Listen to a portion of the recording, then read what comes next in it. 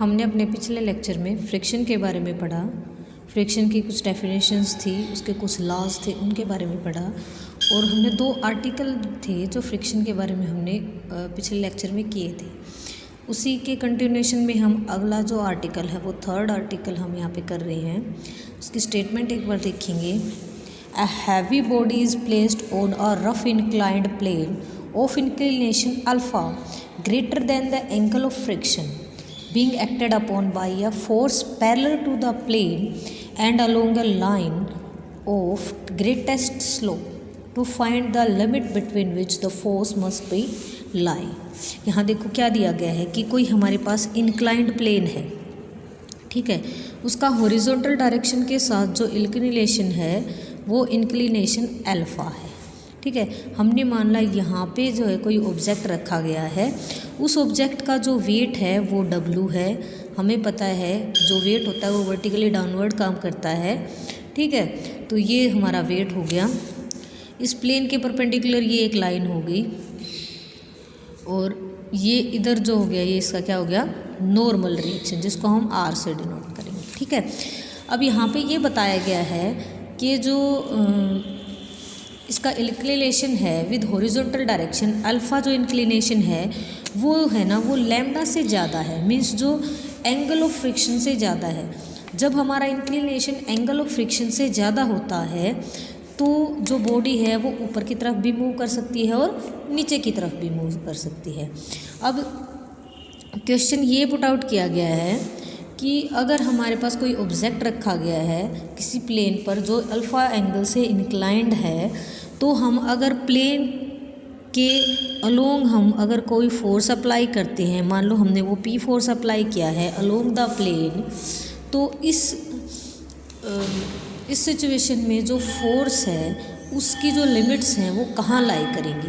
तो पहले तो हमें ये पता है कि अगर alpha is greater than lambda तो जो बॉडी है वो ऊपर भी जा सकती है और नीचे भी जा सकती है, ठीक है। तो इसके लिए हमारे पास 2 केस बनेंगे। फर्स्ट केस ये है कि अब माना कि जो बॉडी है वो ऊपर की तरफ जा रही है, ठीक है। अगर बॉडी ऊपर की तरफ मूव करने वाली है देन जो उसका फोर्स ऑफ फ्रिक्शन है वो कहाँ होगा, डाउनवर्ड डायरेक्शन में होगा। क्यों होगा, क्योंकि ये जो लॉ है वो यही बोलता है, फ्रिक्शन का लॉ, कि जिस साइड में बॉडी मूव करती है उससे अपोजिट साइड में उसका फोर्स ऑफ फ्रिक्शन होता है, ठीक है। तो अब ये फिगर कंप्लीट हो चुका है कि कोई बॉडी यहाँ पे है और उसकी जो मूव कर रही है ऊपर की तरफ, इसी डायरेक्शन में हमने फोर्स अप्लाई किया है, इसका फोर्स ऑफ फ्रिक्शन है वो नीचे की साइड आएगा। ये नॉर्मल रिएक्शन है, ये W है। जो वेट है वो वर्टिकली डाउनवर्ड है। ये एंगल अल्फ़ा क्यों हुआ, क्योंकि जो प्लेन है, प्लेन का हॉरिजॉन्टल के साथ जो एंगल अल्फ़ा है, तो हमने प्लेन का भी परपेंडिकुलर ले लिया और हमने हॉरिजॉन्टल का भी परपेंडिकुलर वर्टिकल ले लिया। सो जो एंगल प्लेन में और हॉरिजॉन्टल डायरेक्शन में होगा वही एंगल प्लेन के परपेंडिकुलर और वर्टिकल डायरेक्शन में होगा। सो ये एंगल क्या हो गया, अल्फ़ा हो गया। W के 2 कंपोनेंट होगा, एक कंपोनेंट अलोंग द प्लेन होगा, वो हमारा क्या होगा, W साइन अल्फ़ा, और एक हमारा परपेंडिकुलर टू द प्लेन होगा, वो क्या होगा, W कोस अल्फ़ा। ये कोस अल्फ़ा इसलिए हुआ क्योंकि ये एंगल दे रखा है, जो एंगल दे रखा होता है वो कोस वाला होता है, जो एंगल नहीं दे रखा होता है वो साइन वाला होता है, ठीक है। अब हम रिजोल्व करेंगे यहाँ पे जो फोर्सेज हैं उनको अलोंग द प्लेन और perpendicular to the plane.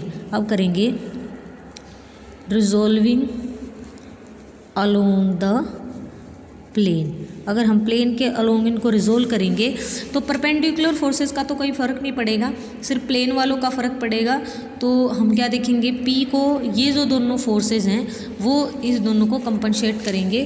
So P is equal to mu R plus W sine alpha, ठीक है। अब हम रिजोल्व करेंगे, रिजोल्विंग अलोंग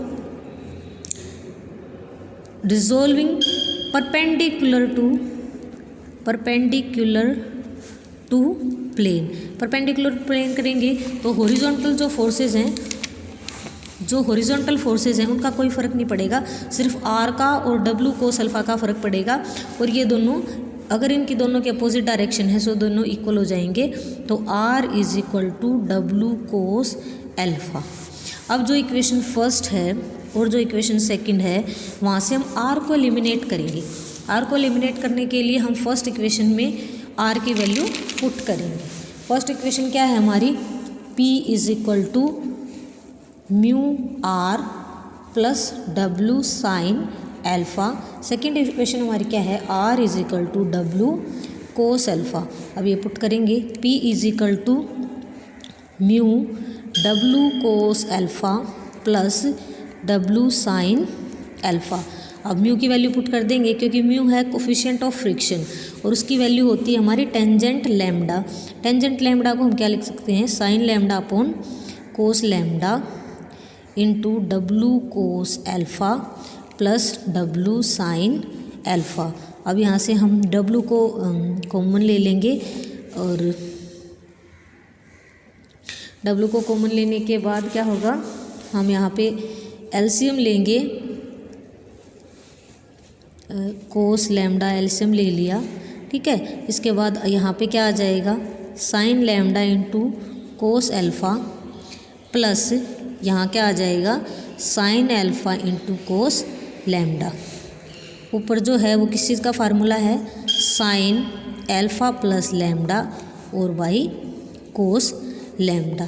ये हमारा वो फोर्स आ गया जो कि उस बॉडी को उस पोजीशन पे रेस्ट में रखने के लिए ज़रूरी होगा अगर वो बॉडी ऊपर की तरफ मूव कर रही है तो, ठीक है। क्या आ गया, P is equal to W into sine alpha plus lambda by cos lambda. Second case क्या हो सकता है, हमने पहले तो वही सिचुएशन मानी कि एक प्लेन था जो अल्फ़ा एंगल से इंक्लाइंड था, उसका वेट क्या था, डब्लू था, इस बॉडी का वेट डब्लू था, इसके परपेंडिकुलर इसका नॉर्मल रिएक्शन काम कर रहा है। यहाँ पे कोई फोर्स है, उसको हमने मान लिया P1, ठीक है, कोई फोर्स P1 काम कर रहा है, ठीक है। सेकेंड सिचुएशन क्या होगी, क्योंकि अल्फ़ा ग्रेटर देन लैम्डा है तो बॉडी ऊपर की तरफ भी मूव कर सकती है और नीचे की तरफ भी मूव कर सकती है। तो पहले केस में हमने मान लिया कि बॉडी ऊपर की तरफ मूव कर रही है। सेकंड केस में हम मानेंगे कि बॉडी जो है ना वो नीचे की तरफ मूव कर रही है। तो अगर बॉडी नीचे की तरफ मूव करेगी तो फोर्स ऑफ फ्रिक्शन है वो ऊपर की तरफ मूव करेगा, मतलब म्यू आर की डायरेक्शन ये हो जाएगी अभी, ठीक है। ये एंगल भी अल्फ़ा होगा, हम पीछे बता चुके हैं। डब्लू के दो कंपोनेंट होंगे, पहला कंपोनेंट यू कोस अल्फ़ा होगा, दूसरा कंपोनेंट अलोंग द प्लेन होगा, वो क्या होगा, डब्लू साइन अल्फ़ा हो जाएगा। अब फिर से हम रिजोल्व करेंगे, हम पहले रिजोल्व करेंगे अलोंग प्लेन। अलोंग प्लेन करेंगे तो परपेंडिकुलर फोर्सेस का कोई फ़र्क नहीं पड़ेगा, सिर्फ जो हॉरिजॉन्टल फोर्स हैं उनको लिख देंगे, उनकी जो अलग अलग डायरेक्शन होगी तो दोनों को इक्वल लिख देंगे। तो क्या होगा, म्यू आर की और P1 की डायरेक्शन सेम है, mu R plus P1 is equal to W sine alpha. और अब हम अगर परपेंडिकुलर टू प्लेन करेंगे, परपेंडिकुलर टू प्लेन अगर इसको रिजोल्व करेंगे तो हॉरिजॉन्टल फोर्सेस का जो इफेक्ट है वो खत्म हो जाएगा, सिर्फ इनका इफेक्ट पड़ेगा। तो R is equal to W cos alpha. अब जो इक्वेशन फर्स्ट और सेकंड यहाँ पे बनी है वहाँ से भी हमें R को क्या करना है, एलिमिनेट करना है। R को एलिमिनेट करने के लिए क्या करेंगे, इसकी जो R की वैल्यू सेकंड इक्वेशन से फर्स्ट इक्वेशन में रख देंगे। तो म्यू R की वैल्यू रख दो W cos alpha plus P1 is equal to W sine alpha. तो अब यहाँ पे अगर P1 की वैल्यू निकालनी है तो क्या आ जाएगी, W sine alpha minus mu W cos alpha. अब यहाँ से डब्लू को कॉमन निकाल देंगे और म्यू की वैल्यू रख देंगे, क्योंकि म्यू क्या है हमारे पास, कोफिशिएंट ऑफ फ्रिक्शन, और उसकी वैल्यू टेंजेंट लैम्डा होती है। टेंजेंट लैम्डा को हम sine lambda upon cos lambda लिख सकते हैं, कोस अल्फ़ा। अब एलसीएम लेंगे, P is equal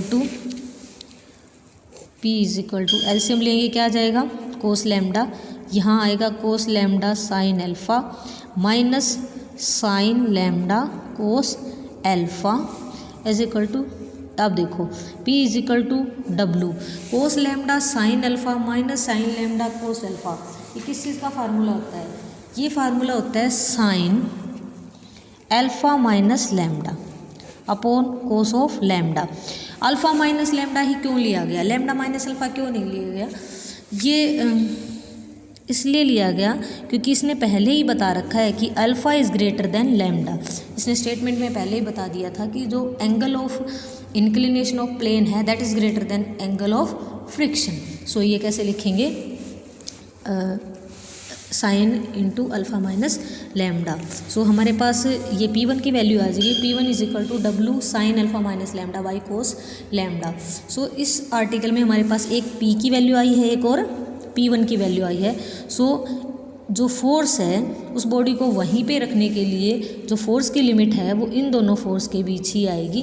so this is the limit for the forces for to take the body in that position. Now जो फोर्थ आर्टिकल है वो क्या है, फोर्थ आर्टिकल देखेंगे, to find the limit between which a force must be lie in order to keep a body in equilibrium on a rough inclined plane when the force act horizontally।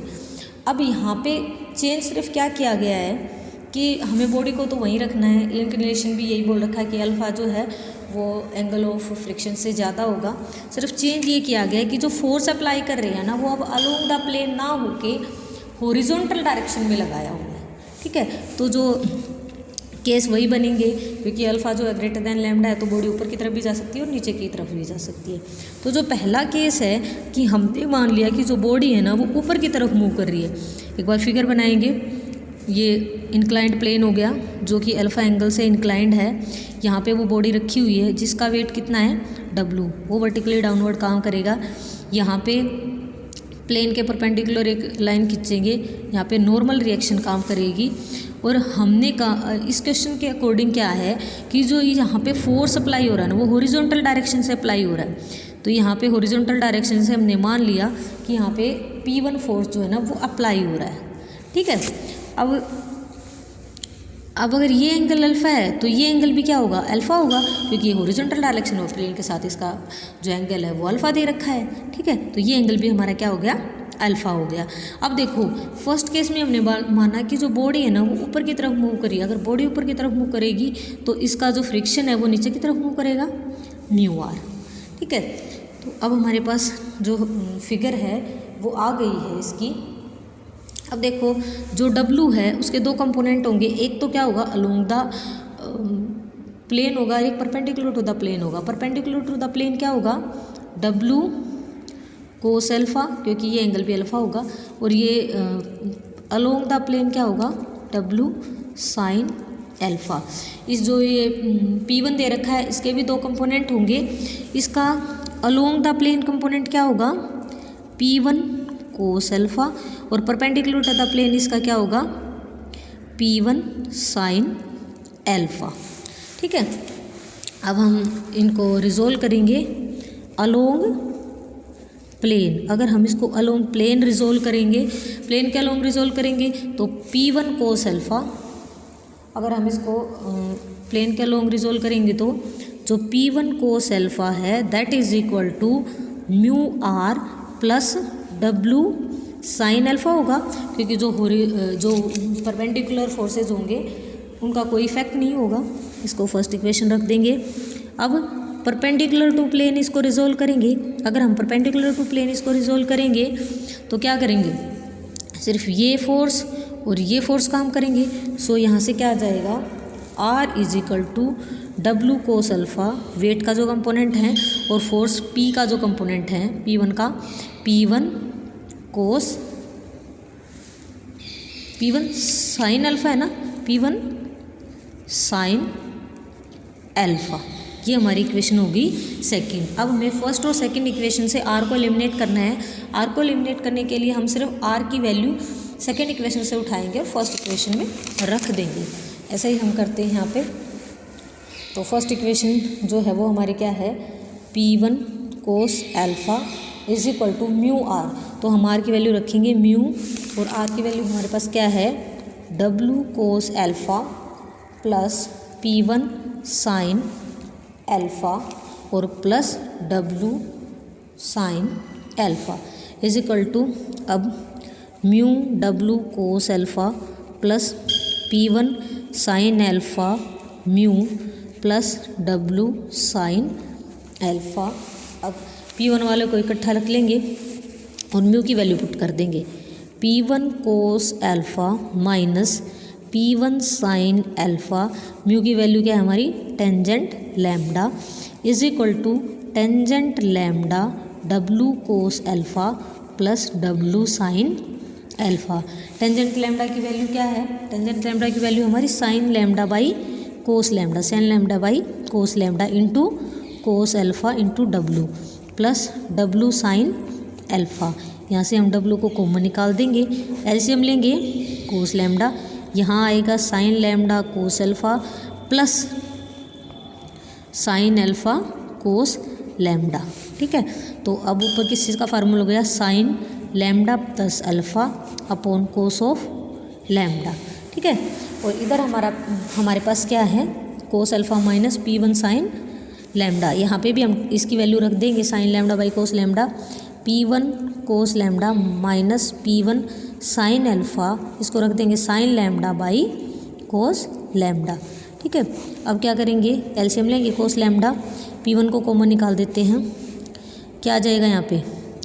Cos alpha into cos lambda minus sine alpha into sine lambda.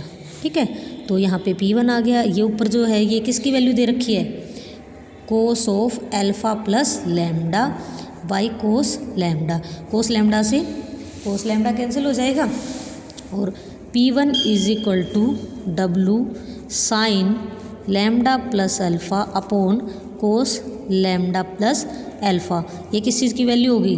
Tangent alpha plus lambda, तो W is equal to tangent lambda plus alpha plus lambda. So ये वो force आ गया जो हम horizontal direction में जब apply करेंगे तो वो बॉडी जो ऊपर की तरफ मूव कर रही है वो स्टेडली या इक्विलिब्रियम में रहेगी। इसका सेकंड केस क्या है कि मान लो वो बॉडी नीचे की तरफ मूव कर रही है, तो वैसे ही होगा, इंक्लिनेशन अल्फ़ा होगा, यहाँ पे कोई बॉडी है, उसका जो वेट है वो डब्लू है, वो यहाँ काम करेगा, एक परपेंडिकुलर लाइन खींची जाएगी प्लेन के, यहाँ पे हमारा नॉर्मल रिएक्शन होगा और जो फोर्स है वो हॉरिजॉन्टल डायरेक्शन में काम करेगा, मान लिया वो P2 फोर्स है और ये एंगल भी अल्फ़ा होगा। और अब बॉडी अगर नीचे की तरफ मूव कर रही है तो फोर्स ऑफ फ्रिक्शन ऊपर की तरफ होगा, मतलब म्यू आर जो है वो ऊपर की तरफ होगा। डब्लू के दो कंपोनेंट होंगे, ये कंपोनेंट होगा डब्लू कोस अल्फ़ा, ये क्या होगा? W sine alpha. ठीक है, P2 के भी दो कंपोनेंट होंगे, ये क्या होगा? P2 कोस अल्फ़ा और ये क्या होगा हमारा? P2 sine alpha. अब इनको रिजोल्व करेंगे, सभी फोर्सेस को रिजोल्व करेंगे अलोंग प्लेन। जब हम अलोंग प्लेन इनको रिजोल्व करेंगे तो सिर्फ ये तीन फोर्सेस काम करेंगे, ये जो फोर्सेस हैं वो एक दूसरे को कैंसल आउट करेंगे, तो क्या होगा?